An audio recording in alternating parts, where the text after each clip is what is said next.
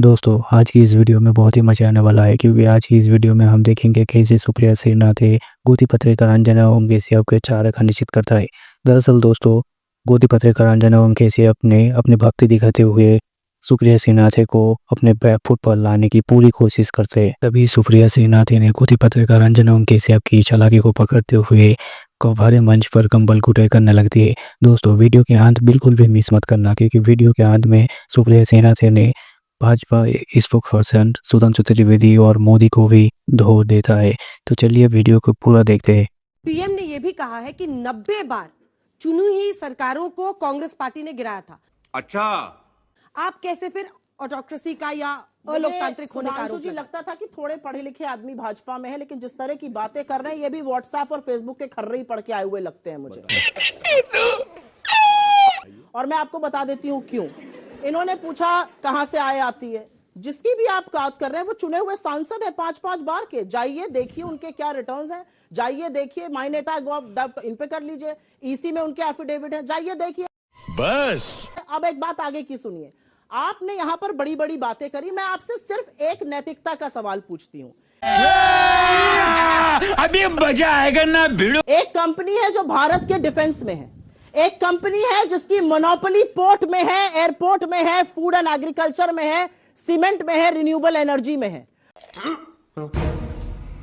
उस कंपनी के ऊपर यह आरोप है और यह आरोप नया नहीं है, और इसको भी अभी बताती हूं। हिडेनबर्ग के पीछे मत छुपिए, ये तो मुद्दे लगा साला।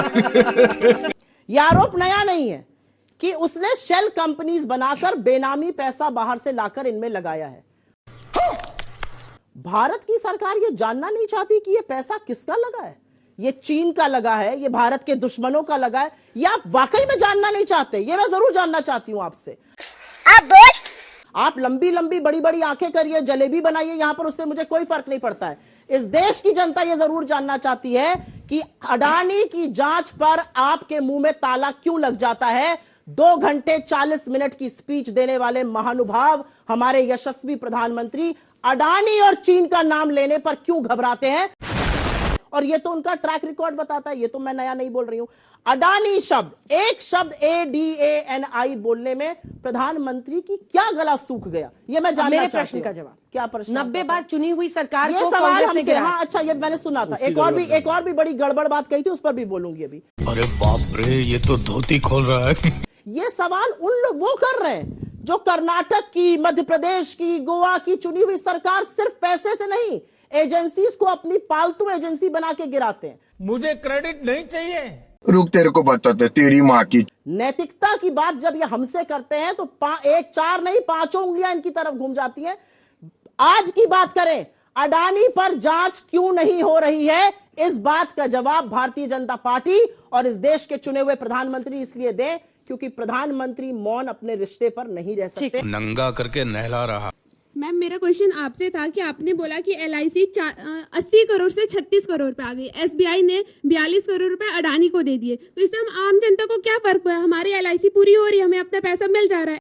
अच्छा। SBI में हमारा पैसा है, तो हमें आम जनता को क्या मतलब इससे?